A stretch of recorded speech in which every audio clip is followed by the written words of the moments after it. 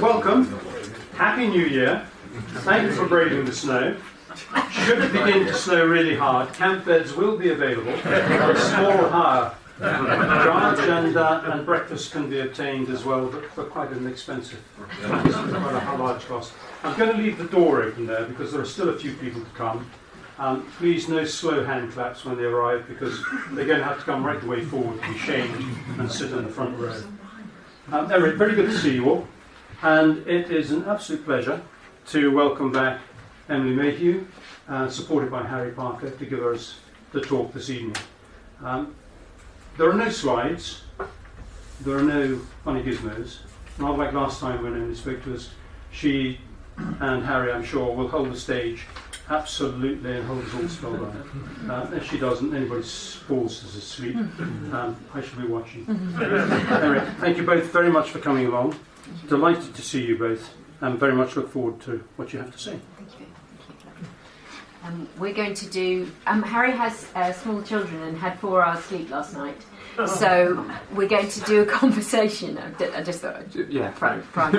But so if I fall asleep, if you fall asleep, that's fine. I'm going to introduce Harry Parker, who wrote an extraordinary book 3 years ago. 2016. It was published. Called Anatomy of a Soldier. I remember hearing about it when it was in preparation and thinking, oh blimey, this person might be writing my book. But I was the publisher said, no, it's fiction, don't worry. And I remember reading it and thinking, this is an extraordinary piece of work. So Harry will tell you a little more about Anatomy of a Soldier, and he is now working on a non-fiction book. And coming to my college at Imperial to do some of his research. What other biographical details should I tell? Oh, he was in the Green Jackets. Then he was in the Rifles. I'm not very good at this side of it. We decided that we'd introduce each other. Yeah. Really good. This is Emily. She used to work at Harvey Nichols. Okay, yeah. I was never in the Green Jackets. Yeah. And then she decided to become a scientist, or a historian, but specialising in medical history. And her first book was her PhD, which was about the Guinea Pig Club and other things. And then she wrote Wounded, which was shortlisted for the Wellcome Prize, and did very well. And Emily still talks about it a lot, especially over the centenary 4 years. And then more recently, she wrote a book called A Heavy Reckoning, which was published in 2017? Yes, 2017. And because our books, from the non-fiction side and the fiction side, cover the same sort of subject matter, we've spoken before at a few sort of festivals and different talks, and it's always been fun. So hopefully we can give you a bit more of that tonight. Exactly. So we'll start by covering the same subject, but in the particular ways that we do it. So Harry's going to read the section from Anatomy of a Soldier, which is about tourniquets, and then I'll read my bit about tourniquets. You start. I might just... I'll try to explain a little bit. Yeah, explain the book, sorry, yes. Yeah. I probably don't need to, but the book is, as you can probably tell, it's about an injured soldier, and so there's a large element of it which is quite autobiographical. But when I wrote it, it didn't feel that autobiographical to me, because although I was using my own experiences, I was trying to turn everything into fiction. So it's quite odd now when somebody sort of comes up and says, oh, when this happened to you, that never happened. Yeah. So there's something strange in that for me. But the other thing that I did was I told the story from the point of view of inanimate objects, which we can talk about why I did that later. But just so you know, this is from the point of view of an inanimate object, and the only thing I'll say is that whenever you hear BA5799, that's the ZAP number of the main character. So it's the object addressing the main character of the story, who's called Tom Barnes. Anyway, so this is chapter 1. My serial number is 654501. I was unpacked from a plastic case, pulled open, checked and reassembled. A black marker wrote BA5799 O positive on me, and I was placed in the left thigh pocket of BA5799's combat trousers. I stayed there. The pocket was rarely unfastened. I spent 8 weeks, 2 days and 4 hours in the pocket. I wasn't needed yet. I slid against BA5799's thigh, back and forth, mostly slowly, but sometimes quickly, bouncing around. and there was noise, bangs and cracks, high-pitched whines, shouts of excitement and anger. At 0618, on the 15th of August, when I was sliding alongside BA 5799's thigh, I was lifted into the sky and turned over. And suddenly I was in the light. There was dust and confusion and shouting. I was on the ground beside him. I was face down. He was face down. He was incomplete. I was beside him as rocks and mud fell around us. I was in the dust as a dark red liquid zigzagged towards me over the cracked mud. I was there when no one came and he was alone and couldn't move. I was still there as fear and pathetic hopelessness gripped BA 5799, as he was turned over and 2 fingers reached into his mouth, and his chest was pumped up and down, and they forced air into his lungs. I was picked up by a slippery hand, fumbled back to the ground, then picked up again. I was pulled open by panicked fingers and covered in the thick liquid. I was placed on BA 5799. I was turned. I tightened. I closed around his leg until his pulse pushed up against me, and he grimaced and whimpered through gritted teeth. I was wound tighter, gripping his thigh, stopping him bleed out into the dust. I clung to him while he was lifted onto a stretcher, and he bit deeply into the arm of a man who carried him, when he no longer made any noise. I clung to him as we boarded the helicopter. I was wound again then, and gripped him harder. I clung to him as we flew low across the fields and the glinting irrigation ditches, and the wind rushed around the helicopter, when he pleaded with God to save him and the metal pads were placed on his chest and his body jolted. I clung to him when the machine read no output, when there was no pulse against me. I was there when they ran across to the helicopter and took us into the cool of the hospital. I was there when the doctors looked worried. I clung to him when he came back, when he had output and his faltering heart pulsed again. I was still there as they hung a bag of blood above BA 5799 and they cut the remains of his leg away. And then I was unwound and loosened and I was no longer there. BA 5799 no longer needed me. My serial number is 654501, and I was at the bottom of the surgical bin, and then I was burnt.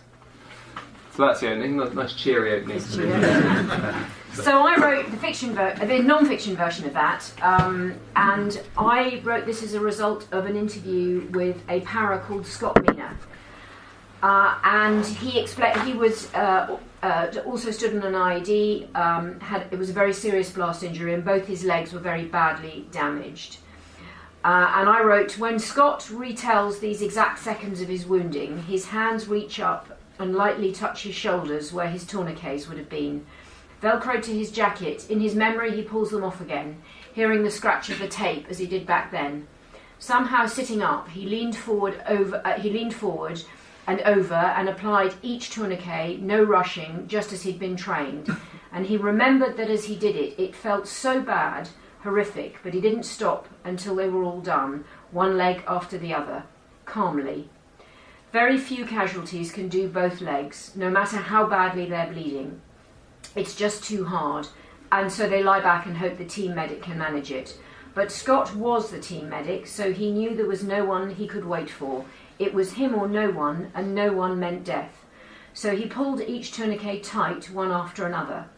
And then he checked what he knew by then were his stumps, but he'd done a good job and the bleeding was under control. And on the track alongside him, his comrades gathered, calling on the radio for him to be collected by a helicopter, telling whoever it was at the other end that he had a bad injury, but it was likely to be a difficult and dangerous landing site, but they would try to move him clearer to somewhere safer on a portable stretcher. So they loaded him up and started to move.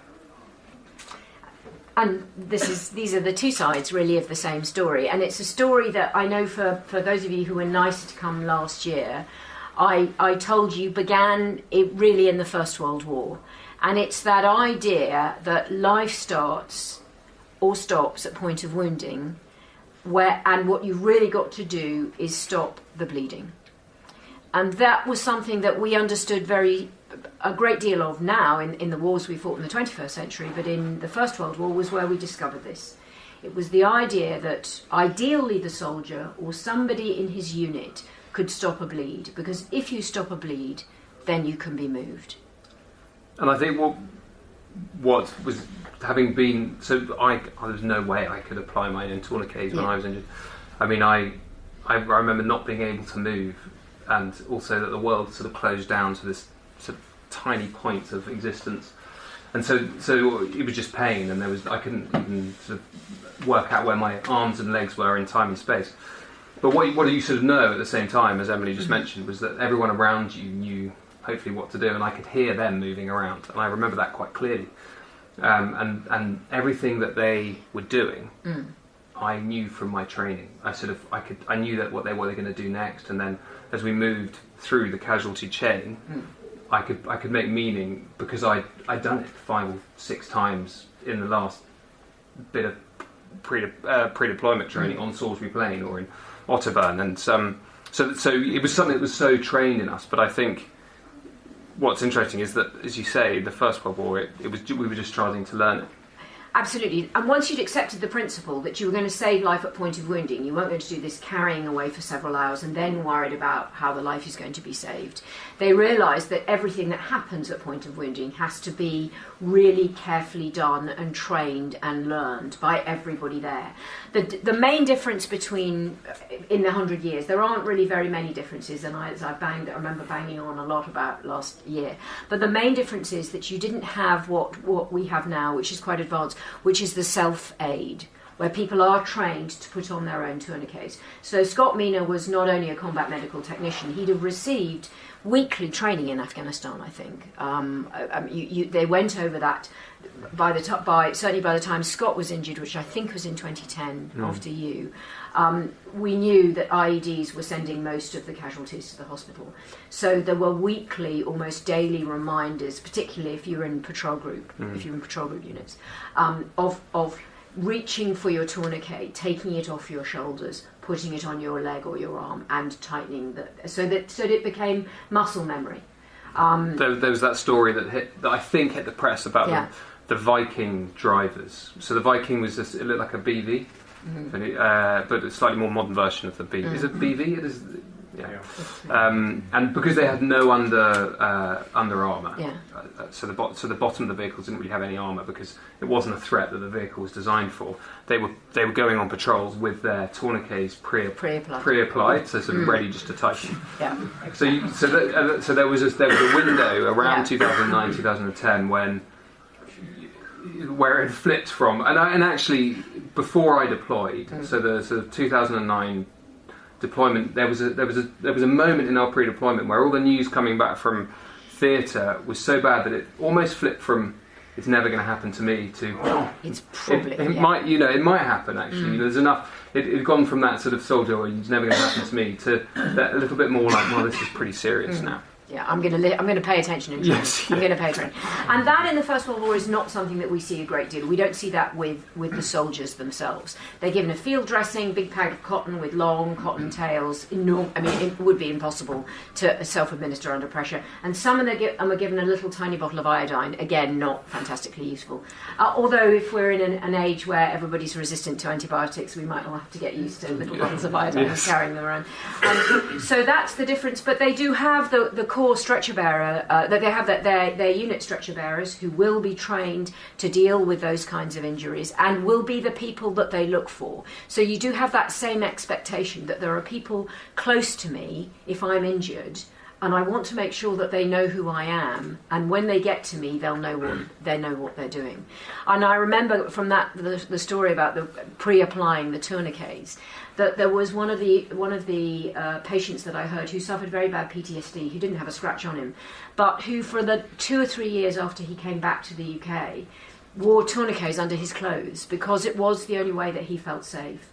And the aim with his therapy was to get him to release those, not to get up in the morning and put them on, but to not put them on, to take them off and leave them on his side table, then eventually not to put them away, And the tourniquet really became this iconic item.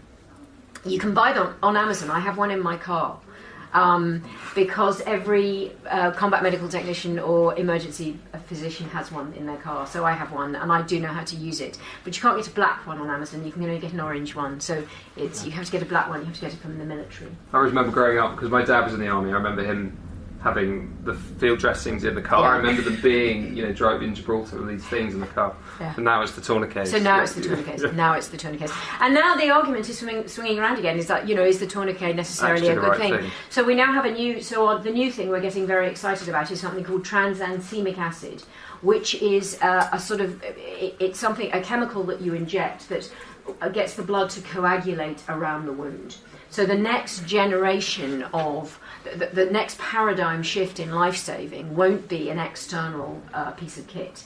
It will probably be self-administered tranexamic acid, and it's particularly useful for when you have an internal bleed. So when you have when you're injured in the stomach and you have one of those deep bleeds, which you can do very little about, you can't apply a tourniquet to an abdominal injury, but you can inject with what we now call TXA, and we're just at that stage.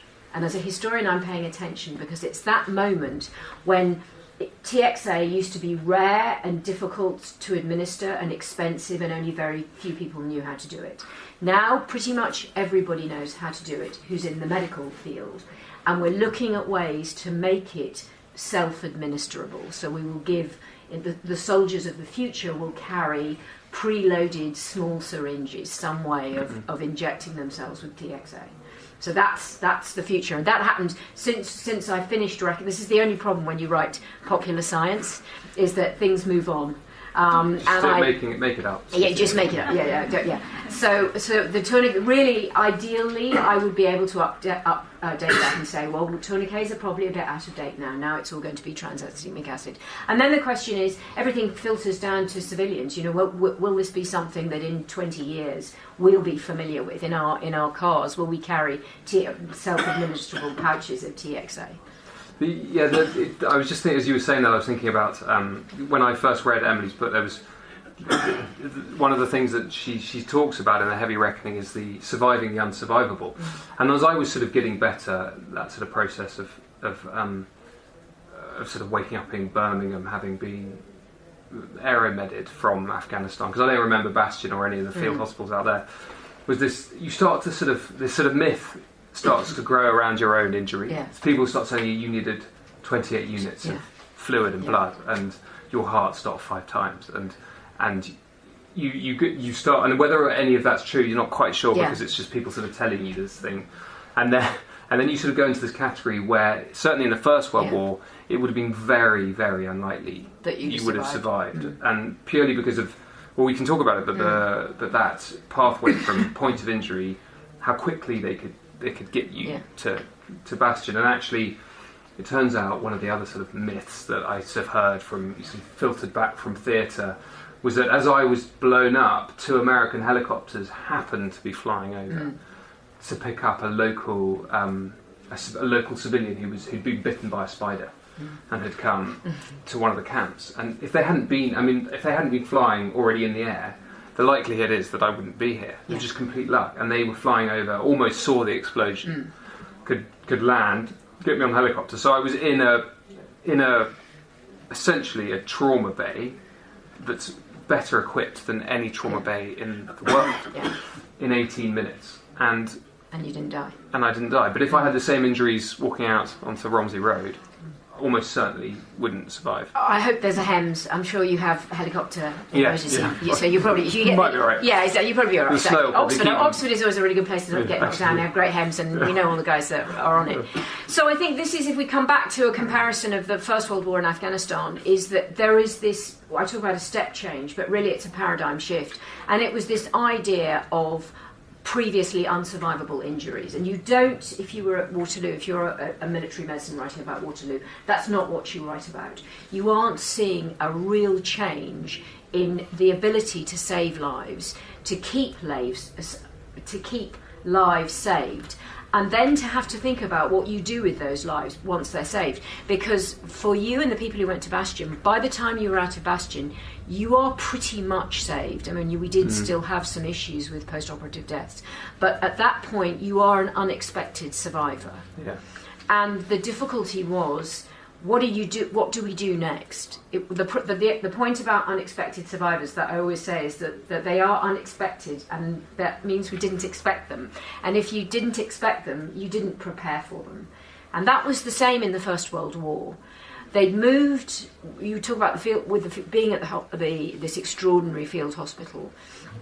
I always think I can pick up the medics from a field hospital, Camp Bastion, and take them back to the First World War. And obviously, they don't have the machines, but the principle of moving the best capability you have as far forward as it will go underpinned the First World War hospital.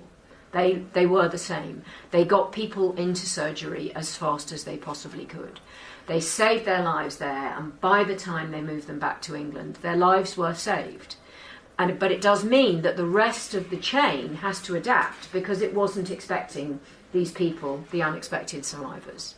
So I mean, it's not. I think it's reasonable to say that there is this tremendous similarity, a tremendous commitment to bringing capability as far forward as it will go, within the sound of the guns in the First World War. And Bastion wasn't a million miles away from where things were happening, and seeing where that takes you.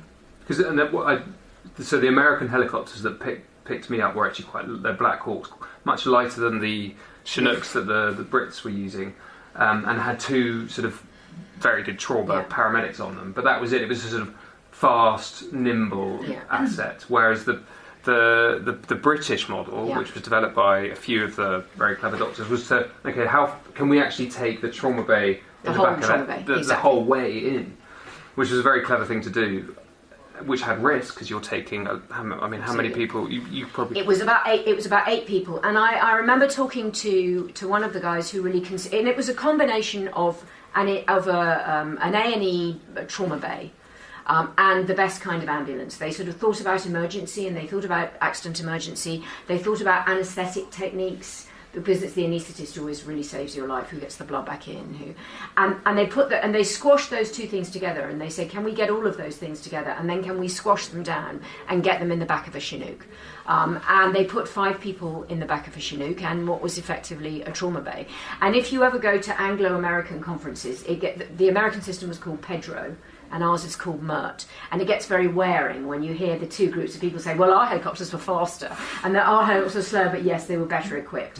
What happened in both cases is that neither of their helicopters were ever shot down, because the minute they'd shot down a Chinook with a MERT team, a medical emergency rescue team on board, they'd have stopped the service. You'd have taken out 8 medics at one time, and that didn't happen in the First World War. It certainly didn't happen in Afghanistan, and that would have been considered too dangerous to repeat that, and we'd have gone back to a system whereby people that were injured had to wait for vehicles to make their way safely and pick them up. So again, this was a system that was successful because it was never in any danger. Well, it was in great danger, but it was lucky. It was lucky. It was really lucky. And we won't be able to do it again in wherever it is we're going to go to next. And I'm not going to say where we're preparing for, because I know that this is being recorded. But we are preparing for places where we don't assume luck. We don't assume air superiority. We assume that there's going to be much longer periods of what is called prolonged field care, and that the skills that the stretcher bearers had in the First World War are going to become much more relevant. That idea of holding someone at the point of wounding for hours, perhaps even days, that's the latest thing now. It sounds grim. It sounds really grim. I spend more time talking about the First World War now in relation to wars that are being planned for in the next decade than I ever did when it was just history, because people have forgotten that prolonged field care isn't an hour and a half. That's what prolonged field care. We all think about the golden hour. So anything past the golden hour, the 1 hour that you can be treated and saved, is called prolonged field care. Well, it isn't. In the First World War, they'll tell you that people could be at the bottom of a shell hole maintaining an aid post for 3 or 4 days until someone came. And that, I think, is what we have to plan for now. And we have to remember that whole skill set.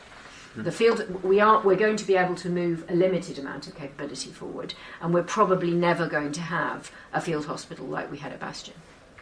Yeah, and I think what I suppose has changed, as you were saying, is the technology can go further forward. There's all this clever drugs and tourniquets and things like that which can move towards the point of injury, so you can keep someone alive for longer. And there's an expectation. Every time we take less and less time to save someone's life, there's an expectation that we never come back from that point. So we also need, in a way, I was talking about this with some of the American medics yesterday. We were Skyping about changing public expectations of what we can do for a casualty. Afghanistan, everybody expects miracles now. When we see the documentaries about what you can do in a trauma bay, people expect miracles. We aren't probably going to be able to do that next time. We may be able to eventually do it, but we're certainly not going to be able to do it at the beginning of the fighting. We're going to relearn all those lessons, and we're going to learn a lot of new ones. And in the meantime, the public and the newspapers and the news are going to be outraged again. And we have to wait. We have to ask them to be calm and not be outraged, because we learn. What I know from looking at 100 years of military medicine is that they learn effectively and they implement quickly, but you have to give them a chance to do it, and the newspaper yelling at them isn't really very helpful. However, and we sort of talked about saving someone. As you said just earlier, that if you save someone from the unsurvivable, it then becomes about rehabilitation. And this is what we learned. This was something that was quite remarkable in the First World War. I was looking at the First War, and I kept seeing points of coherence, real echoes a century later. So you have your unexpected survivors who arrive at Netley. They all arrive. Everybody, 1.2 million casualties come through Netley in Southampton. And are distributed to hospitals around the country who are expecting casualties, not nearly as many, but they adapt quickly, and they aren't expecting casualties who begin, just as they did in Afghanistan, by first surviving a single amputation, and then surviving a double amputation, and then a triple amputation. And we have a moment in British medical history where we had our very first, in the 21st century, but our first surviving triple amputee from Afghanistan. He was a Royal Marine called Mark Ormerod, and he marks the point. Again, we're not looking necessarily at a great technical breakthrough. We were looking at a breakthrough, a mindset breakthrough. On the floor of the Chinook helicopter, a Marine is brought in and he's lost 3 limbs in an IED. And the people that are looking after him don't say, because that's what the training has told them, that's what their experience has told them, well, he isn't going to make it, so we'll wait and set him aside when he's passed. They say, well, let's see what we can do. And they start working not on 1 or 2, but on 3 limbs, and when he lands at Bastion, his life is saved.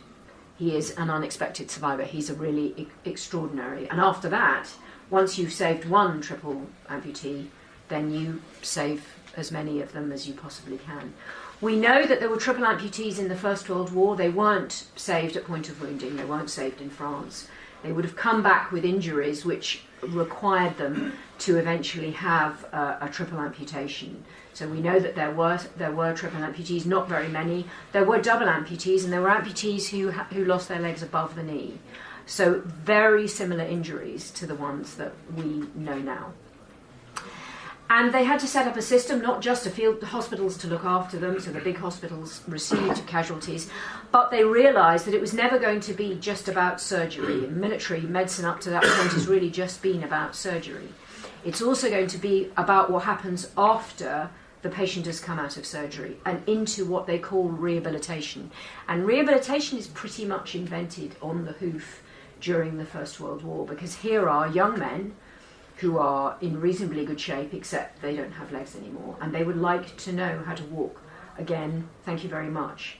And there are enough of them to require the creation of specialist units with specialist capability and specialist prosthetics provision, so that they can go and learn to walk again. That happened again, didn't it? Really, because again. With people like Mark Ormerod, who said, "Well, everyone," he said, "Well, when am I going to be running again?" Yeah, and everyone he didn't just say I want to walk. He said I wanted to run. And said, "Well, you won't run again." Yeah. But actually, it changed when there were people. I suppose because some of the lessons had been forgotten from the First World War. But when you had a cohort of injured people who expected more, because most of the amputees in the United Kingdom are cardiovascular, diabetes type amputations, you have people who aren't that well, they're not in a great physical state anyway, to then go on and recover. I'd like to go back to smoking, but that's their big thing. When are you taking my legs off? When can I smoke again? Or you can't smoke in the hospital at all. We don't really like you smoking outside the hospital. So we have that you smoke when you get well. home. Yeah, that's true. You have that with I think when I was in Celio, there was a couple of soldiers who were still smoking a lot. So they'd get in the wheelchair and go down, come back up. And there's one guy, because there are a lot of people having skin grafts, and one of the problems with skin grafts is if there's any sort of infection, then they just don't take. And smoking was one of those things that could really affect your ability for them to take. So the sensible ones just gave up instantly, but there were some guys who just found it very difficult to give up. Whereas in the First World War, people smoked the surgeons smoked, there was an ashtray to patient, big can of gas and ashtray for patient. The sister always had a light. So, things change. But it is that idea that thinking about the unexpected survivor and how that's going, and again, that's perhaps where, as a historian, I am most useful to the planners, because I may not know what's coming, but I know when it came the last time, what they had to do to cope with it. And so I'm quite happy to go and say to people, this is what you're going to have to do. This is a lifetime's commitment. Headley Court was this extraordinary place, which was the military rehabilitation centre. Most of the patients that it saw had training or sports injuries, and I always think that was very important, that people would go there when they had been in the army rugby team or the skiing team and they'd got an injury, and what they wanted to do was go back to playing rugby. So when the soldiers arrived from Afghanistan with their limbs missing, and they said they would sit down with a list and say, well, what are your goals? And they were always, I'd like to run again. And it would be like, oh, okay. What's interesting, a lot of the goals are, well, when can I go back and, dish out my revenge? Yeah. It would always, there'd always be a moment of, let's just take a moment on that. Marathons, let's try a marathon. Yeah. And there were a few people, and luckily I wasn't one of them, but there were a few people who had, depending on how, it always took a bit of time for them to realise that some of the goals and some of the expectations they had were tempered by reality, but because most of the injured soldiers were really ambitious to be back to normal life, and also because some of the technologies were moving to a place where, for instance, legs like this, where you look at them and think, well, that looks like a sort of replacement for something that looks so high tech that can it give me back exactly what I had before? So and it can't, it can do amazing things, but it can't replace the leg, so there's always sort of tempering of expectations. And the other thing about Headley Court, which I'm sure they had in the First World War, was how there was just that sort of military competitiveness between different people and different units, and the discipline of it. So that combined with first class care and physios who were sort of willing to sort of say, cool, let's try and get this triple amputee running again, and letting them fall over. I mean, I don't know how true this is, but in the NHS, when we were at Headley, they always said in the NHS, if you had a similar injury, they would wait about 9 months until you were surgically completely fixed before they would try and give you prosthetics. Whereas in the military, they were giving you prosthetics. I mean, the first set of prosthetics I put on about 8 weeks after I was injured. So a lot of the scar tissue wasn't healed yet. Every time I put them on, I'd take them off, and there'd just be like pools of blood on the floor. But the thought was it was better to get someone up, vertical, good posture, using the muscles again early rather than waiting for the surgery. And actually, there was some evidence to show that if you keep sort of re-damaging scar tissue, it can actually help with healing, that's what I told myself every time. That's their story. Without sort of letting the anxiety to get to me. I think that that's probably one of the other things that is very different. One of that we hadn't got to with the stage at the First World War was the minute that you became injured, you became wounded. You weren't a wounded soldier anymore. You became wounded. And some of you will have seen during the fall. I always say I don't know how long it took to fight the First World War, but it really took a long time to commemorate it. As soon as you returned back to Britain and you went to one of these hospitals, even though these were some of the most impressive hospitals in the country, your uniform was taken away from you, and you were given what was called a hospital blue, which was a version of a uniform, a much simpler uniform. You will have seen this in the painting at the Welcome, I think. It was a plain serge blue uniform. It looked. I've never thought about this. It's just occurred to me. It was the same colour as the French soldiers' uniform. And I wonder if people were slightly offended that there was a sort of subconscious message like, you're French now. But that's an academic paper, I'll have to investigate that. Don't please cut that out here, thank you. Can't record this now. Can't record this now. So it was blue, you had a little red tie, they only came in 3 sizes, so they were either too short or too long, and your shoes or boots were taken away from you. You were given a kind of slipper. So if you wanted to go outside the hospital, if you wanted to visit your family home, you could technically do it, but you had to go and ask for your boots to be given to you, and somebody made a decision about whether you could use the hospital. So you ended up having these very large hospitals where people stayed and became institutionalised and became victimised. And as much as anything else, and again, this is a lesson that we do learn every time there's a war, the government felt the public had to be protected from the sights of these injured soldiers. In fact, what we know, and I hope this time we don't forget it, is the public respond very well. They want to understand the injury. They want to understand what the implications are for people's lives. But in the First World War, and briefly in the Second World War, the government said, hide them away. We don't want people to see what war really means. I really hope we've moved beyond that now. I kind of hope we have. Thank you, Prince Harry.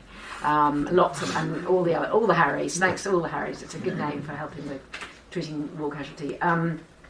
So that, I think, is the difference. But at the same time, you do see this extraordinary capability being developed in rehabilitation. So it's not a surgical capability. Again, with the stretcher bearers, these people are not, they haven't taken a medical degree. And they are, when you see them in your family archives, they are called people like gymnastic therapists or massage therapists, and I know everybody skips over them. They think, well, that sounds massage therapy, that sounds. They're not. What they are is physios. They're the people who got a double amputee in the First World War up onto their legs which look astonishingly similar to the ones that you have now. And the same companies. So you're Blatchfords, aren't you? Some of it, yeah. Some of it's Blatchfords. Yeah. Have you got other? So where to start? Yeah, we do Otto Bock. Blatchford, Otto Bock. This is Italian. Okay. There's some Swedish stuff going on. So I'm made out of lots of different nationalities. Lots of different nationalities. Yeah. And there was tremendous competition between the companies. So then, as now, one of the other systems that began in the First World War that we have now is that the building of the prosthetic workshops, the creation of the prosthetics is done by a private company. So it was Blatchford's, and the other company was Hanger, which is an American company. They came over in the First World War, and they pitched for business so they could set up their workshops within these large hospitals that were dealing with orthopaedic injuries. And we have the same thing. So we had Blatchford's at Headley Court.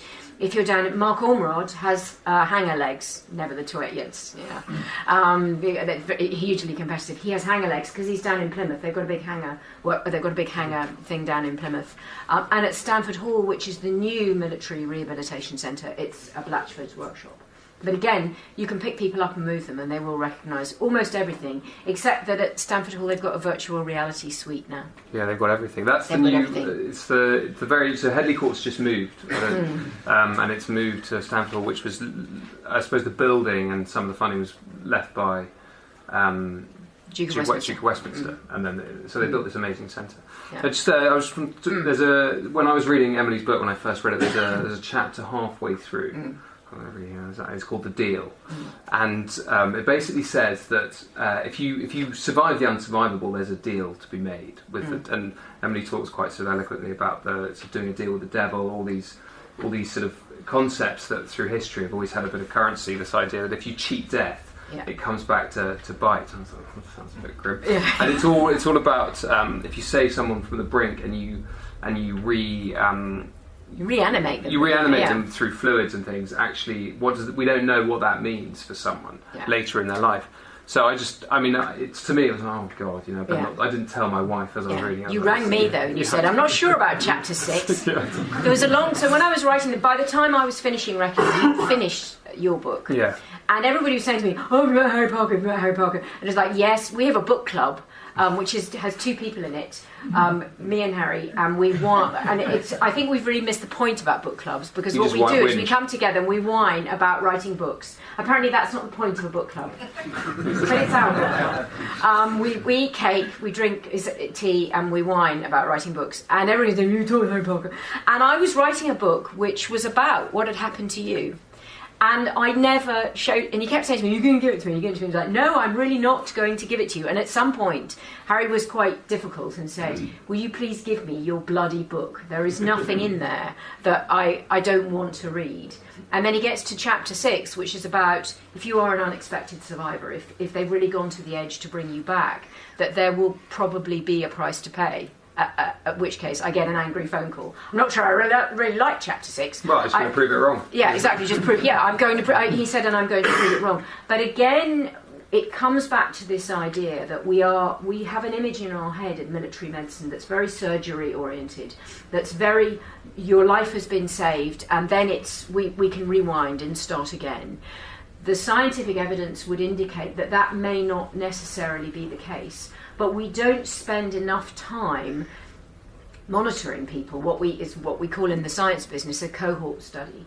We need to talk to people all the time and say, how are you doing? How is your pain? How is your posture? How is your balance? Do you get headaches? There are a range of symptoms that might relate to the fact that you had to have 148 pints of blood or whatever the record was. You didn't have the record. I don't think it was I wasn't the record. You weren't the record, but it was a lot. Although they do have a cohort study, and when I went back, I saw my first time I saw his medical notes, and the nurse sat down and started. The nurse who sort of runs the study opened and said, "Oh, you were resuscitated 4 times. You don't see that often." And she said, and we started talking about it, and she said even people who lost multiple limbs actually being resuscitated because we talked about, because the care was taken so far forward. It was actually quite rare for people to have to be resuscitated, and so because of my particular situation, the way I was injured, actually I did require a huge amount. 4 times of. Yeah. So there's a technical. Obviously, boom. You know what I mean. I used one of those. Yeah, exactly. Yeah. Clear. So one of the things that we want to make sure is that we can look at really in detail and see whether we can see the footprints of that process in the physiology of my friends and colleagues. And it's something that wasn't done in the First World War. What we have, I'm sure I said this time last year, what we have from the First World War are very, very few medical records.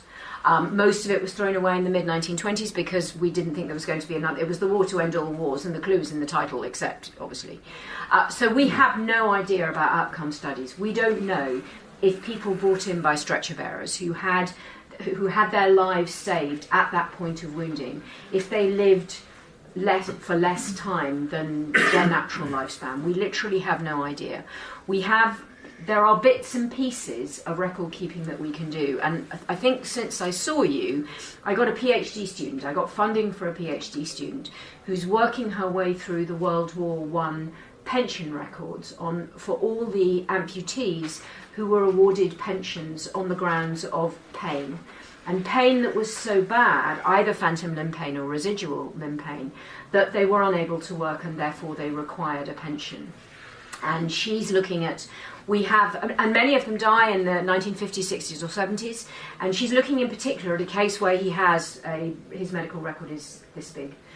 And she was putting together some slides for a photograph, for a show the other day, and I went through the slides and I said, there's something wrong with his slides, his hands are very dirty in it, so don't show that, people, it'll be confusing for people, it's not a very good slide. And she said, no, his hands aren't very dirty.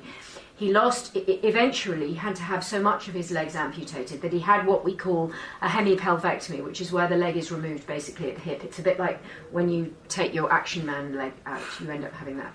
And it's difficult, you can have a prosthetic for that, but it's really heavy and really difficult. And people either end up in a wheelchair or they end up walking on crutches. And just before he died, he'd had a hemipelvectomy. And his hands had gone brown from the leather on the crutches. And it was one of the things that he tried to claim for in his pension. He said, my hands have been ruined, my back is very bad, my shoulders are bad, and I'm having problems with the joints in my fingers because I'm using a crutch now because of my amputation. And pensions were only awarded for the wound as it had been inflicted at the point of wounding.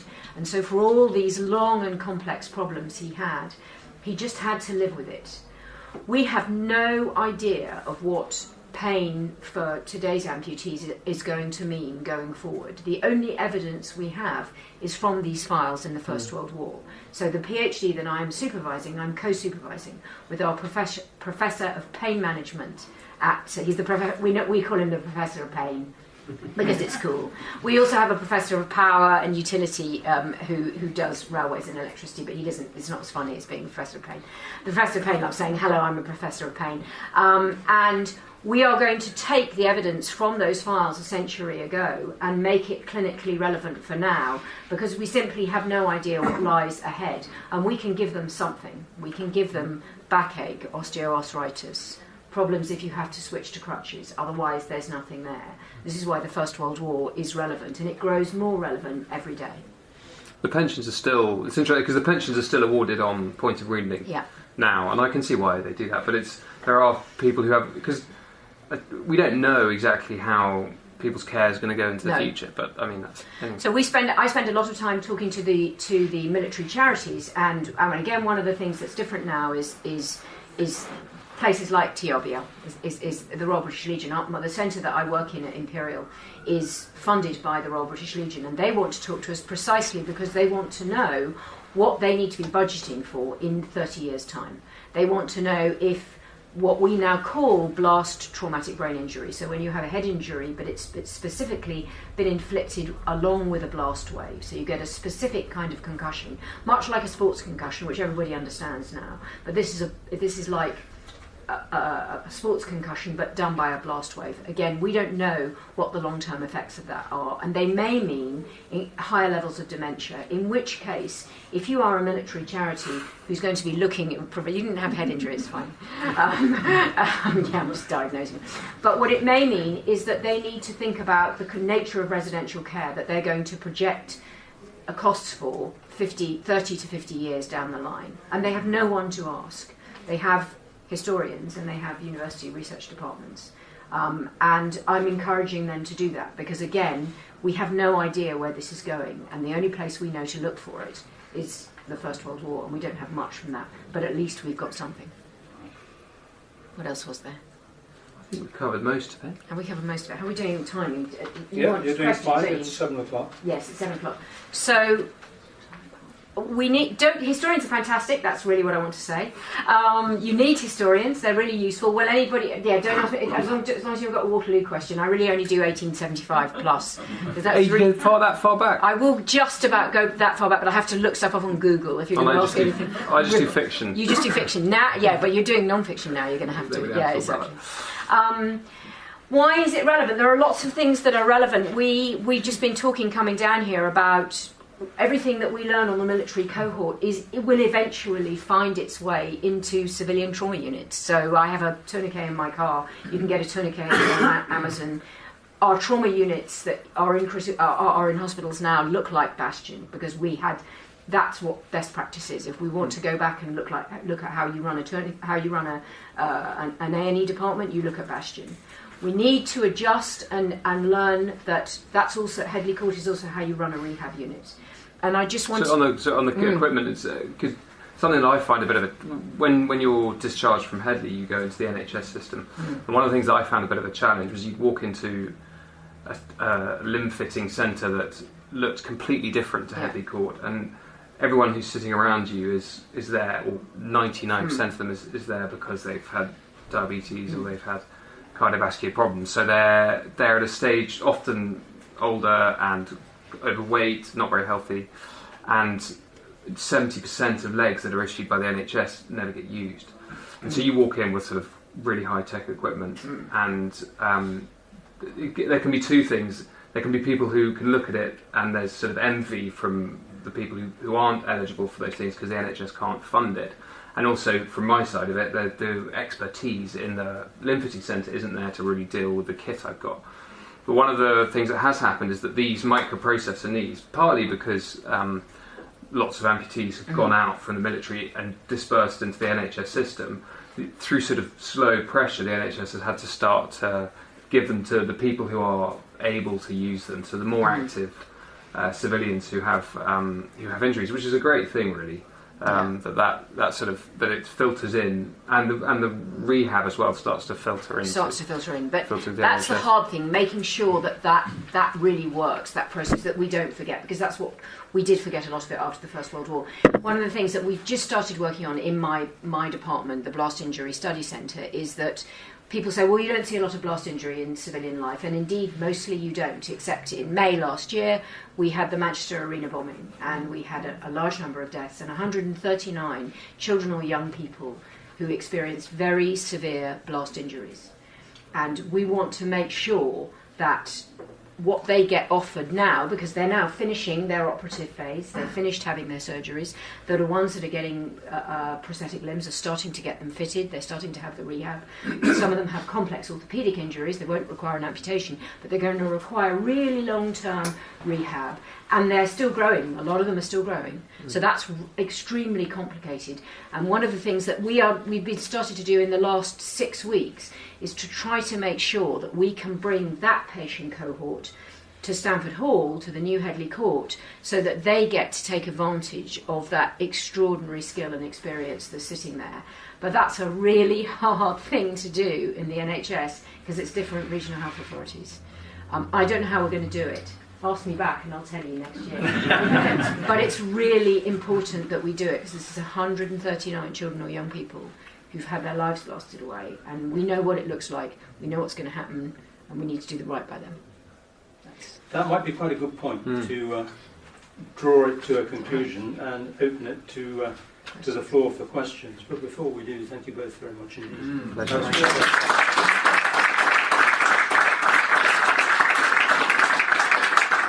Right. Book club, but no tea and cake. Go ahead. You refer back to the First World War a lot. What records and lessons were learned from World War II and the Falklands? It's really, World War II is different because it's there are different fronts. So you've got smaller artillery, much less blast injury, and for a long time it's just the RAF.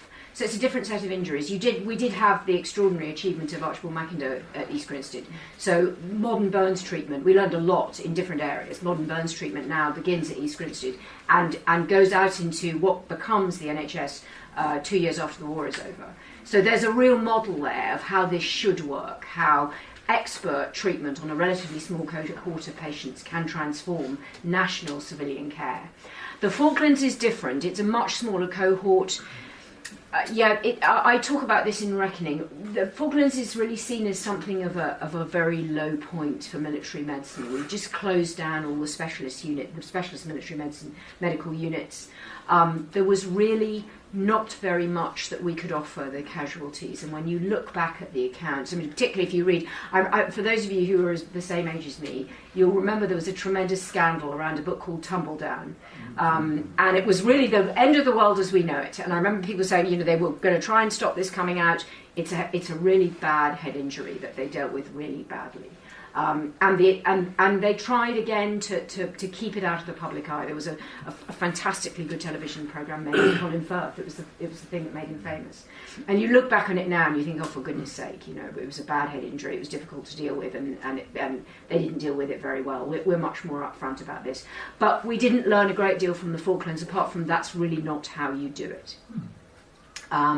Iraq we started to learn, but then Afghanistan came in, and so Afghanistan has really been the great learning experience. But World War II, I guess, is how you do it, burns treatment. The Falklands is small, underfunded, how you do, long way away, how you don't do it. Can you say something about mental injuries? Yes, and again, this is.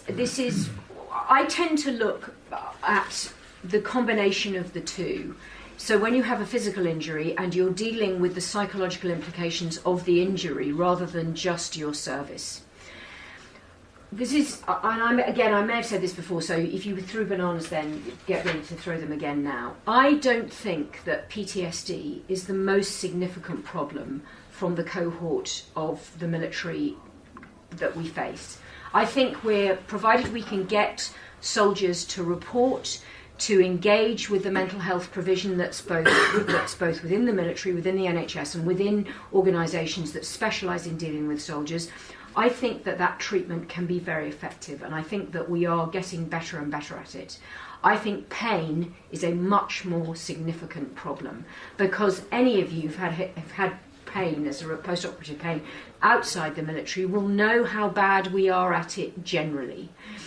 fixing pain, we haven't come on much in 100 years.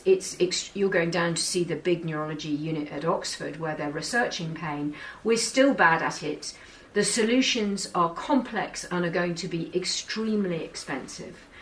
And I think that it's such a difficult problem to address that it's almost that people would rather talk about PTSD, because in fact PTSD is time consuming to deal with, but it's not expensive and it's not complex. And I see a lot of people who are sent, who have chronic pain years after their injury, and at some point somebody has said, just as they said about our First World War people, it's all in his head now, so we'll send him for psychological therapy. Any good pain consultant will tell you that it can go on for a lifetime, but it's cheaper and it's easier to take him out of the pain pathway and put him in the PTSD pathway. So I think PTSD, we've got some way to go, but it's making good progress. Not the same can't be said for pain, and that's really going to be the problem. I think it's interesting, when you're seriously injured, there's sometimes an assumption from some people that you also have been injured in the head. If you've been injured badly, then in some sense you might have PTSD, and people sort of assume that. And actually, in my case, I haven't yet got PTSD.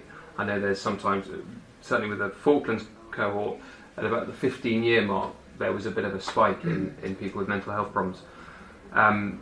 So the other slight thing that I find at the moment is that there seems to be a tendency for some people to start sort of self-diagnosing PTSD soldiers who have come out at a similar time to me, and I think it's just because it's a huge thing in the press, and obviously it's a problem. But I think, as Emily said, it's hopefully we'll deal with it. Getting, as I say, the key is if people will report, will get themselves somewhere, then we can take. But if you go to a pain management unit and you've had an injury from the Falklands, so we have a pain unit at the King Edward VII, and a number of the people who are there, it's a military pain unit, are from the Falklands, and they're still experiencing pain, and it's not in their heads. It's because we have nothing to offer them. So it's expensive, it's complicated, and I don't know and I don't have a great deal of hope. But we'll see what we can do. But I realise that's controversial, sorry. Yeah. Emily, all of the casualties that you've talked about on your two talks have generally been people who've had a traumatic injury on the battlefield. There's very little information, I think, about the prisoners of war in the First World War, more about the Second World War. But for the past 5 decades, I don't think we've been involved in any conflict where being taken prisoner has been a large-scale problem for us. But some of the injuries that they came back with through malnutrition, mistreatment, tropical diseases, PTSD, etc. Any thoughts around? Interestingly, my colleague who's supervising the PhD with me, Andrew Rice, has a particular interest in what they call the FIPOs, the Far Eastern Prisoners of War, because what we are coming to understand is the effects of malnutrition, the prisoners that came back from Japan. And by the way, this is also an issue in the First World War for all the prisoners of war who were stuck out in Germany when the German front collapsed and Germany collapsed and surrendered. The prisoners of war camps, of which there were hundreds of thousands of prisoners of war there, were abandoned by the guards and the soldiers who were running them, and people starved suddenly as the war ended. Nobody knew who was coming for them. We didn't have a system. We didn't have any of the UN agencies. We didn't have anybody to come and get back. And suddenly, people who'd had poor nutrition had no nutrition. They had to go out into the countryside around and forage for it.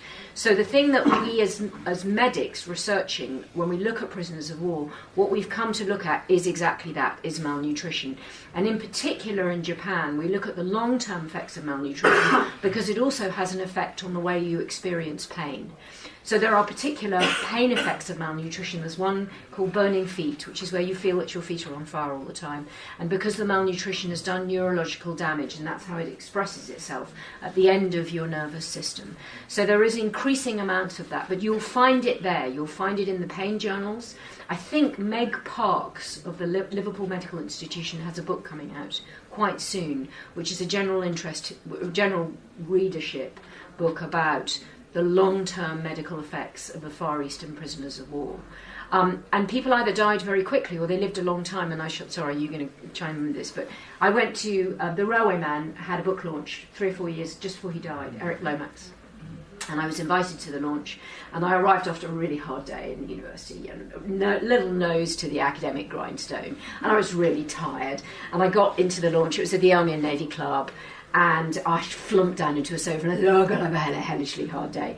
And my colleague said to me, you will bloody well stand up until the Far Eastern prisoner of war, who's 98, sits down and says he's tired. And I was like, oh yes, I will, I'm really sorry. And I was about to be rude about Army and Navy canapes, and I really was not rude about Army and Navy canapes, even though I was really starving. But you're right, what we've learned from Far Eastern prisoners of war, we do have, there was an Australian medic called Weary Dunlop, who kept a diary and kept really, really good medical records, which he hid. And we're using that data now to look at the long-term effects of malnutrition on pain. So it's there if you look for it. Anything? Nope.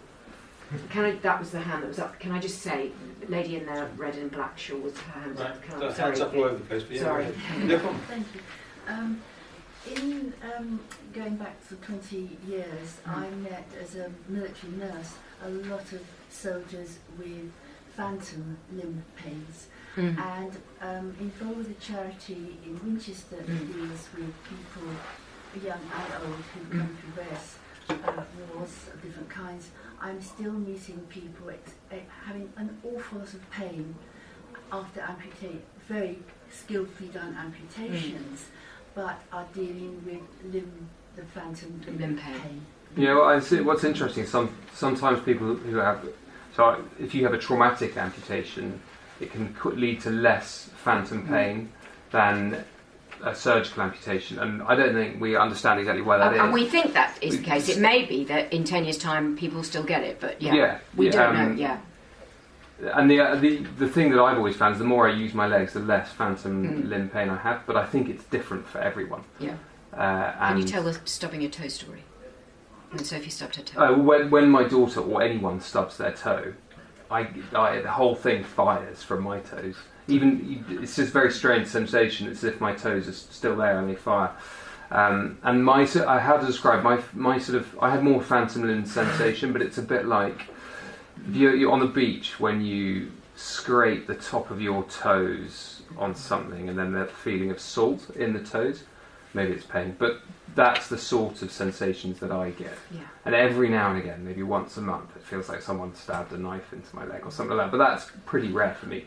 Some people, I remember the guy at Headley Court who was fine, and then he started to get pain, and it got worse and worse until the point you'd see him sitting in the corridor, white as a sheet, shivering, and he went and had revision surgery to try and sort of re-tie up the nerve endings, and this guy, he could hardly think, move, he couldn't sleep, and you just wouldn't swap anything.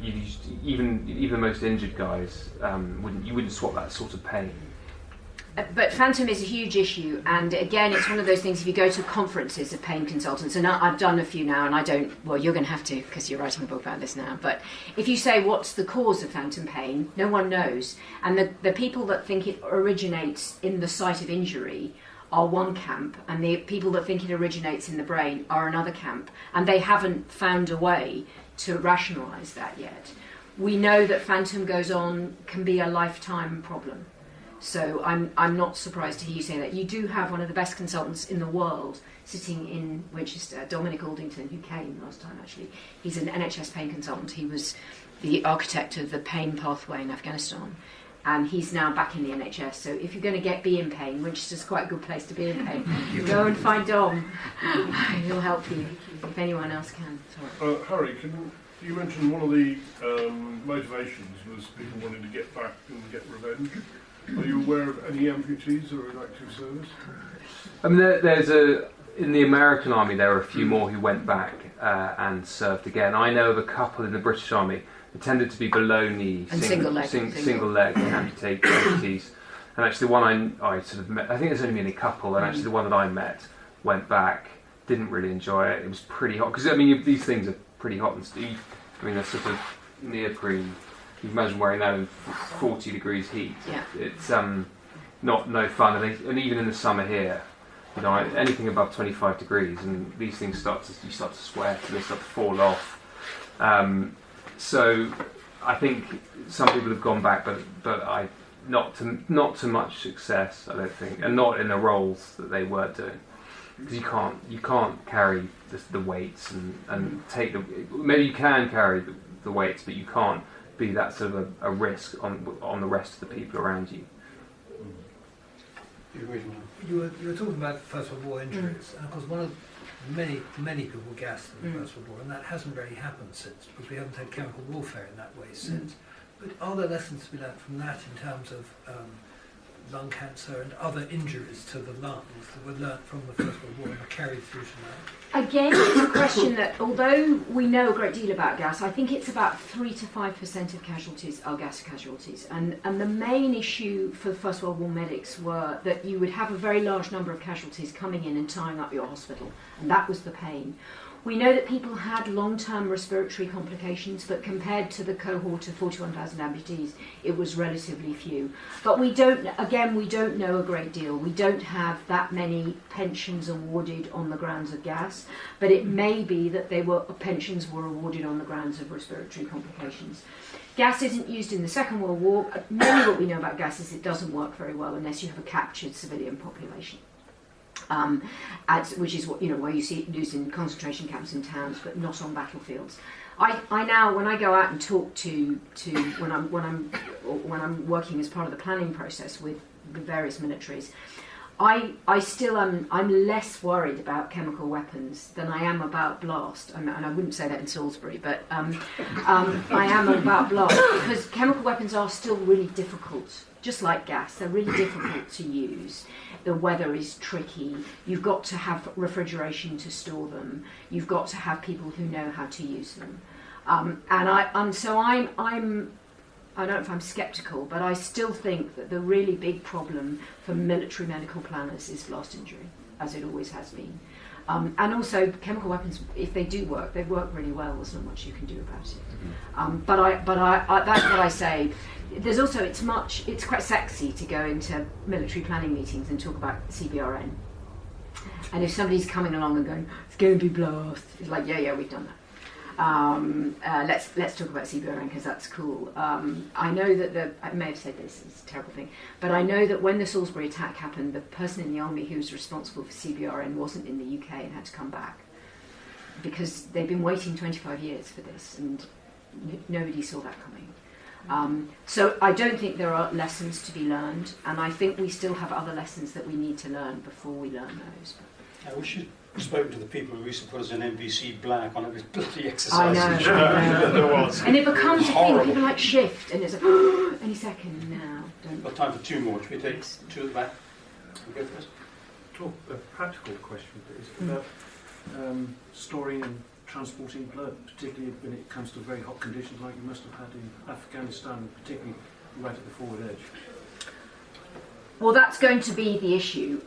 You could get blood out to the patrol groups because they weren't very far away. On board the Merc, they had refrigeration units where they could keep the blood.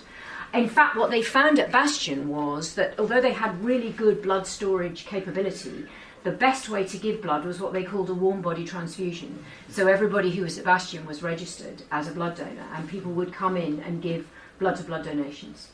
And although they'd spent money and they'd done research into plasma and freezing blood and blood concentrates, the thing that works best, if you've got the capability, is the warm body blood transfusion.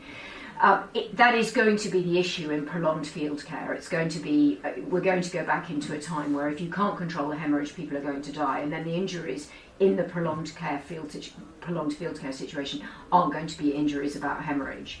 But that's where a lot of the money goes into thinking how can we have some kind of blood substitute that doesn't need to sit in a tiny freezer. And one of the solutions is TXA, is to stop, if you can stop the blood with a chemical, that you don't need to put the blood back in. That is one paradigm for solving that problem. But no, that going forward, that's always the issue. Warm body, that means the body actually standing next to the person requiring Pretty transfusion. much. Tube to tube. I mean, it almost it goes through a thing and then out again, but pretty much. Over there. No, I think it's your turn. Whichever. Do we continually collaborate with the Americans? Yes, we do. We continually collaborate with the Americans, and although they have more kit and more money, it's scalable. What they don't have is the ability to do a cohort study, because the VA system doesn't work like that. It works state to state. We can get a lot of veterans in a room and test them. We're doing a lot of that. We're doing more and more of that now. So we can look at our cohort as a whole entity and use them to understand what's happening, to do research on them, all of that, and that's very difficult for them. They're still trying to put together an Afghan cohort, a study for their Afghan veterans, but they have kit and cool stuff that we like to use. And there were really strong relationships forged at Bastion and at Leatherneck in Afghanistan, and we've really taken advantage of keeping those relationships going. So I go back and forth to the US all the time. Because I'm going in August to talk at their military medical research conference about the First World War, because I'm the only person who knows about prolonged field care, when it's actually prolonged. One last one from the back, was that? No? Okay. Good timing. I'm sure the candidates will be able to. I don't know quite how to sum that up. Nor do I. I really don't. And I'm bloody good for you. Yeah. Shall we close now then? No, I mean that's. I hesitate to say fascinating, because that's rather sort of macabre. No. But it was, and I'm in absolute awe of Emily's knowledge and her delivery, and I'm in absolute awe of you, Harry, for the way that you have. Very good writer. Well, the way you've overcome what happened to you, and you don't seem to bear any scars apart from a couple of spare legs. I'm all right. But there we are. But Eric, thank you both very much indeed. I have a slight suspicion that I'm not sure if it's easy for you to talk about or if it's cathartic. But That's very easy. Yeah, I don't mind. Good. Yeah. I'm glad you don't mind, because we all thoroughly enjoyed it. I might ask you back. Eric, thank you both very much indeed. Very, very much.